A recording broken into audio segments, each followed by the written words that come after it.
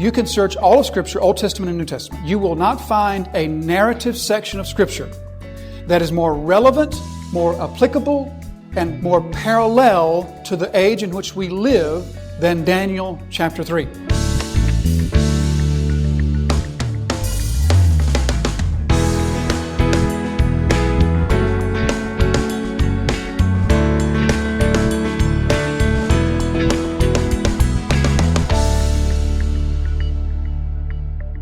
So Daniel chapter 3 this morning, we're going to look at one of the most well-known miracles. Sometimes when we think about the miracles of Scripture, sometimes we can imagine that the times of Scripture were just filled with miracles, and every time somebody turned around, some sort of furnace was being overcome, or the sun was standing still in the sky, or Red Seas were being parted. But in reality, when we think about the miracles of Scripture, there really weren't that many. We can look at this period of time covering about 6,000 years, and in that 6,000 year period, there's really only about maybe 400 years in which miracles were seen, and they come to us in different phases. We could think of it as, depending on how you want to break it up, either 4 or 5 eras. So 4 or 5 eras from Scripture were filled with miracles. We can start with the time of the Exodus and the plagues and the parting of the sea and the leaving, and that sort of bleeds over into the manna in the wilderness, and that continues over into the conquering of the promised land. Then we can think of the time of Elijah and Elisha. We looked at the story of Elijah some months back, and we saw that that was filled with miracles, as well as the life of Elisha. And that was another period of great miraculous activity. Now we're looking at the period of Daniel and his friends, and there's some miraculous activity that takes place here. We're going to look at one of those this morning. And then after that, we look at the life of Jesus. And of course, the life of Jesus was a time that was filled with miracles, as well as the first half of Acts. The birth and the early part of the beginning church there was a time that's also filled with miracles. But outside of those, again, depending on how you separate it out, 4 or 5 categories, we have thousands of years in which there really wasn't miraculous activity on the part of God. But here we are in this one period of time in which there is great miraculous activity, the period of time known as the exile, in connection with Daniel and his 3 friends. So as we look at this story this morning, I can say without a doubt, unequivocally, this story in Daniel chapter 3 has the most significant and comprehensive parallels to our day of any narrative in all of Scripture. You can search all of Scripture, Old Testament and New Testament. You will not find a narrative section of Scripture that is more relevant, more applicable, and more parallel to the age in which we live than Daniel chapter 3. So with that being said, this chapter that we face, this story that we face here, is a wonderful teaching opportunity for us. This is the Bible's primary illustration of Acts chapter 5 and verse 29. We must obey God and not man. This is Scripture's primary illustration of that truth. Man says one thing, God says another. We must obey God rather than man. So in turning to Daniel chapter 2 this morning, Daniel chapter 3 this morning, we see this same continued type of theme. This is now the 3rd time that we've seen this in Daniel's story. And the process goes like this. There's a conflict. Daniel and his friends get in trouble. They trust in the Lord delivers from them from this, and then Nebuchadnezzar promotes them or advances them. That's the pattern that we've seen 2 times now. We see it this morning for the 3rd time. There's going to be this crisis moment. The children of the Lord will trust upon Him. God will deliver them from that crisis time, and then Nebuchadnezzar will promote them or advance them as a result of that. So, beginning here from Daniel chapter 3 and verse 1, Daniel chapter 3 and verse 1. King Nebuchadnezzar made an image of gold whose height was 60 cubits and its breadth 6 cubits. He set it up on the plain of Dura in the province of Babylon. Verse 2, Then King Nebuchadnezzar sent to gather the satraps, the prefects, and the governors, etc. There's a list of people there, the list of offices there. But now look down to verse 4. And the herald proclaimed aloud, You are commanded, O peoples, nations, and languages, that when you hear the sound of the horn, pipe, lyre, trigon, harp, bagpipe, and every kind of music, you are to fall down and worship the golden image that King Nebuchadnezzar has set up. So, really no new information for us there. We're all very familiar with the story. We know that the story revolves around this mandate to worship this image or this statue that's set up. And I just wanted to begin this morning by looking there and just recognizing how man is a creature that is made to worship. And man will find something to worship, and man will find an occasion to worship, always guaranteed. The statue is set up, and they are not told to come by and give an offering to the statue. They're not told to put in the plate to support the statue. They are told to worship the statue. And the same thing is true in our day today. Man has a heart that is made to worship, and we will find something to worship. All the false religions of the world are testimony to that. But not only that, the largest category, the largest growing category of religious people today are those who you may hear referred to as nuns, N-O-N-E, those who would say on some type of survey or some type of poll that we have no religious affiliation. They are just as, make no mistake, they are just as religious as everyone else. Their religion is just secularism. Their religion is just humanism. Their religion goes by a different name, but they worship just like you and just like me. All people find something to bow down to and something to worship. You know the gods of the day. You're seeing it all over your screens and all over your phones right now. One of the major gods of the day is the god of abortion. And you're seeing people losing their minds over this attack on the god of abortion, the god of human autonomy, the god of, well, we'll put it this way, the god of death. And so we see clearly right before our eyes people worshiping the god of death, the god of autonomy, and the god of abortion. All people will worship always. And so we see this in the story even from the beginning, that we are told this is why the image is set up, because it is going to be the object of worship. So now let's go back up to verse 1 and let's begin the story proper. Verse 1, King Nebuchadnezzar made an image of gold whose height was 60 cubits and its breadth 6 cubits. And he set it up on the plain of Dura.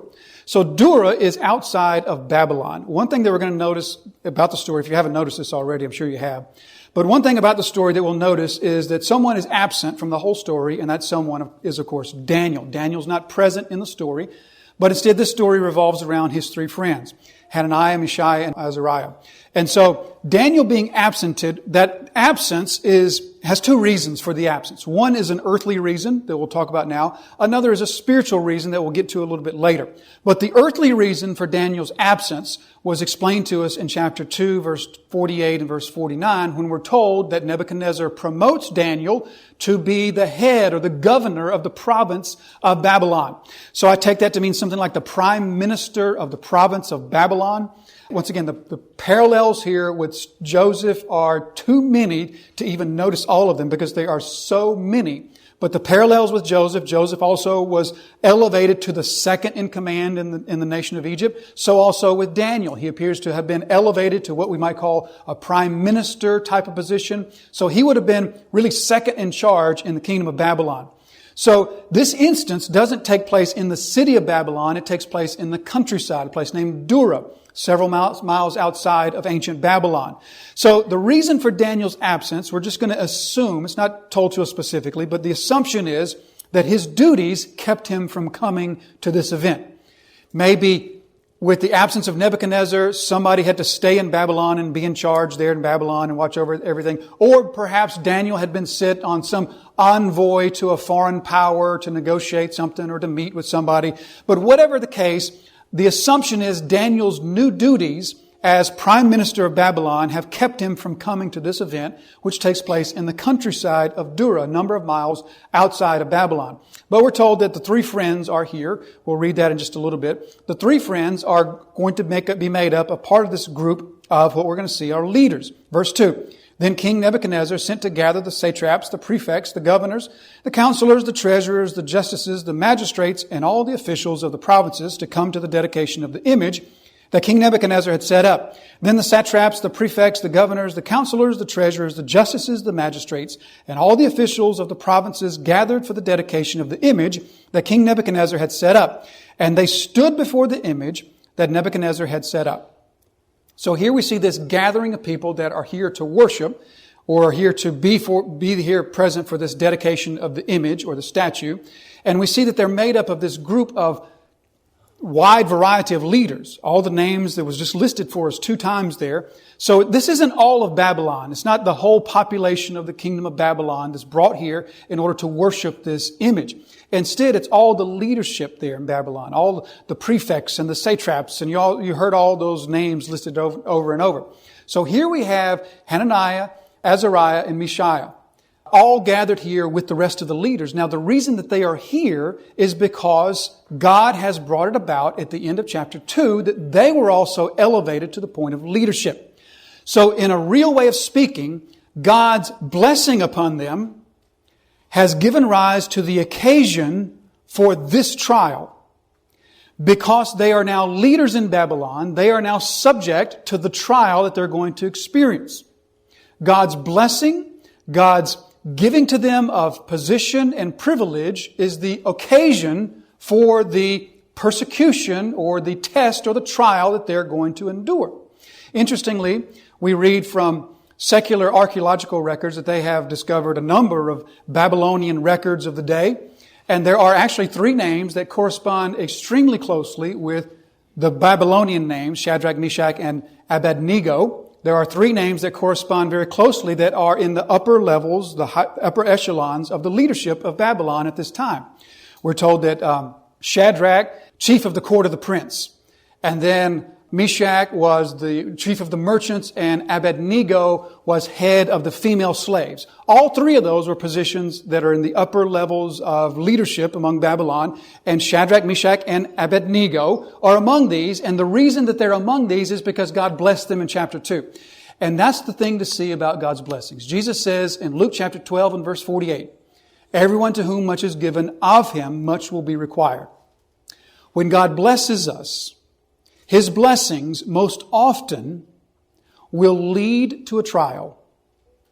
I don't know if you've ever made that connection in your life, but particularly looking back in your life, when you see the times that God has blessed you, you can usually draw a line from that blessing to a trial that came about because of it. Because, as Jesus said, everyone to whom much has been given, of him much will be required. So God has blessed Hananiah, Mishael, and Azariah, and as a result of that, they now stand in this fiery trial that we're reading about here. So, this list of leaders here, once again, it's a comprehensive type of list. Listen to it. Satraps, the prefects, the governors, the counselors, the treasurers, the justices, the magistrates, and all the officials of the provinces, they were to come to the dedication of the kingdom. Now, this dedication of this statue, we're told that this statue, it's called an image. We'll talk about that in just a moment. But this image is set up to be one that is of gold. We're told in verse 1, King Nebuchadnezzar made an image of gold. So the golden image or the golden statue would not have been an image of solid gold. It would have been a statue or an image that was plated on the exterior with gold. The practice of plating the outsides of idols and gods was a very common thing in the Old Testament days. You think of course, the golden calf, or you think of other instances. For example, in Isaiah, we see Isaiah chapter 40, a craftsman casts it and a goldsmith overlays it with gold. So it was very common for a type of idol or an image like that to be plated on the exterior with gold.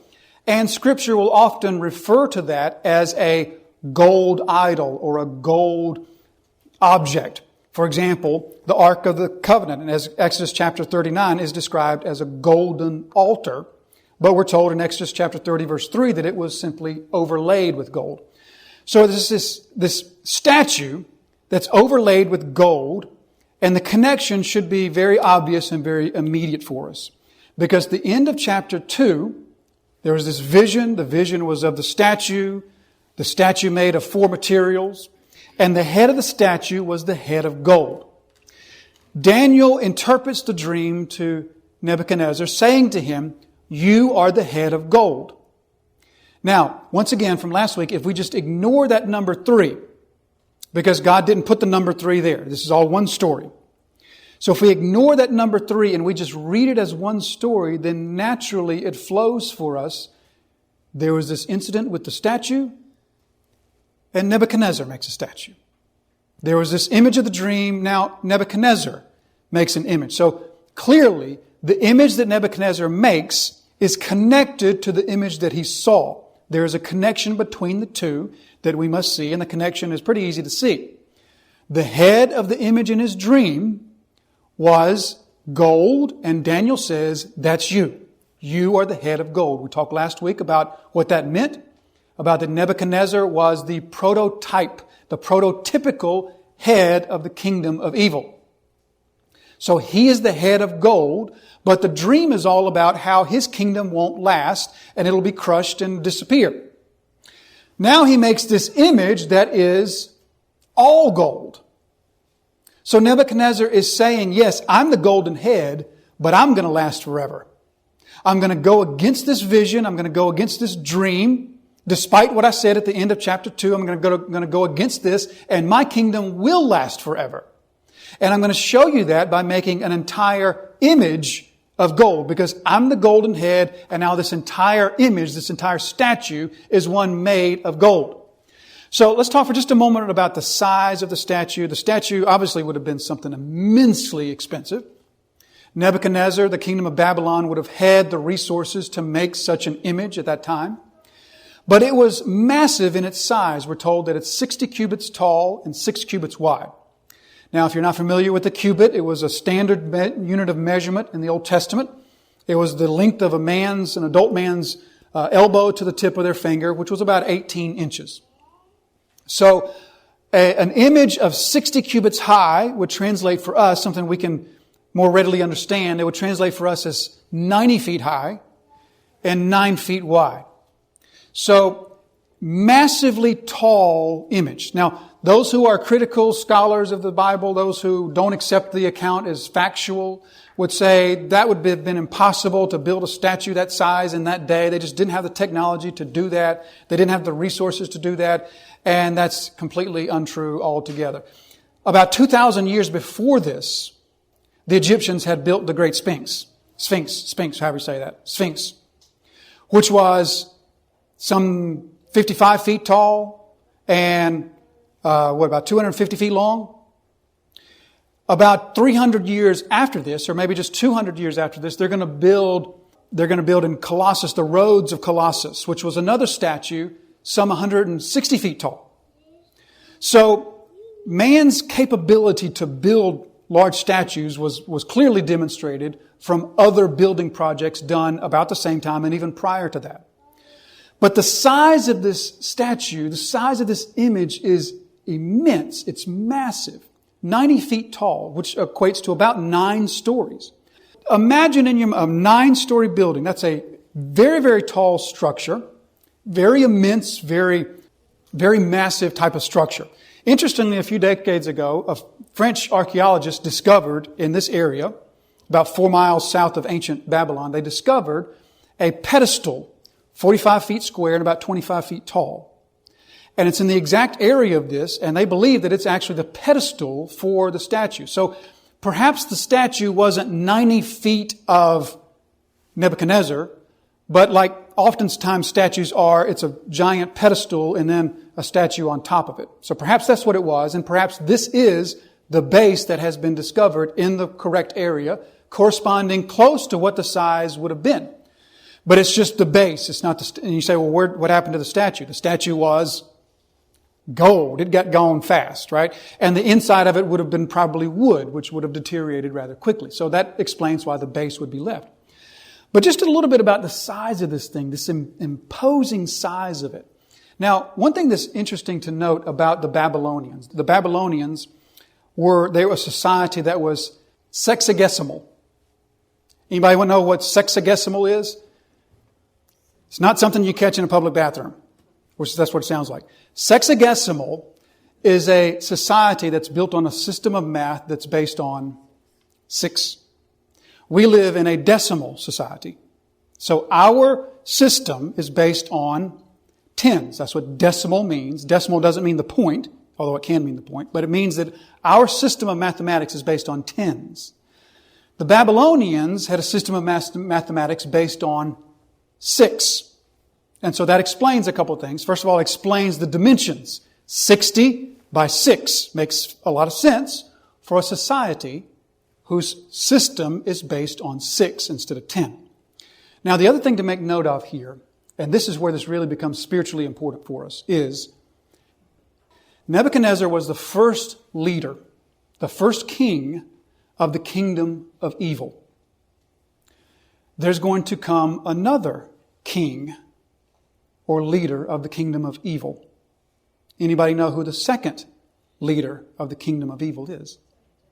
The Antichrist. Nebuchadnezzar is the prototype for the Antichrist. Nebuchadnezzar is the forerunner for the Antichrist. Nebuchadnezzar was the first leader of the kingdom of evil. That kingdom will have a second and final leader who is Antichrist. In the same way that the kingdom of righteousness also has had 2 leaders. We have had one, now we have a second. Who was our first leader? Adam, who failed spectacularly in leading the kingdom of righteousness. But now the second Adam has restored the kingdom and will complete the restoration of the kingdom as our true Adam, the second Adam. But we're speaking now of the kingdom of evil. Nebuchadnezzar was the first king of the kingdom of evil, and the second king of the kingdom of evil is to come. He is known as Antichrist. What's interesting is the scriptures tell us some things, some parallels between the two. Remember all these parallels that we keep talking about between Daniel and the Revelation. One of those parallels is the system of 6. Because the Antichrist, like Nebuchadnezzar, will be known as 666. Secondly, the second and final king of the kingdom of evil will also make an image, just like Nebuchadnezzar made an image. Revelation chapter 13. By the signs that it is allowed to work in the presence of the beast, it deceives those who dwell on earth, telling them to make an image for the beast that was wounded by the sword and yet lived. And it was allowed to give breath to the image of the beast, so that the image of the beast might even speak and might cause those who would not worship the image of the beast to be slain. Notice the parallels. The king of the kingdom of evil sets up an image. The image is to be worshipped, and those who will not worship the image are killed. Both kings exist on a system of 6s. One is the first king of the kingdom of evil. The second is the last king of the kingdom of evil. Nebuchadnezzar is the pre-runner for the Antichrist. Nebuchadnezzar is a type of Antichrist. He is the first of the 2 Antichrists. He is the prototype. That's why he is the golden head.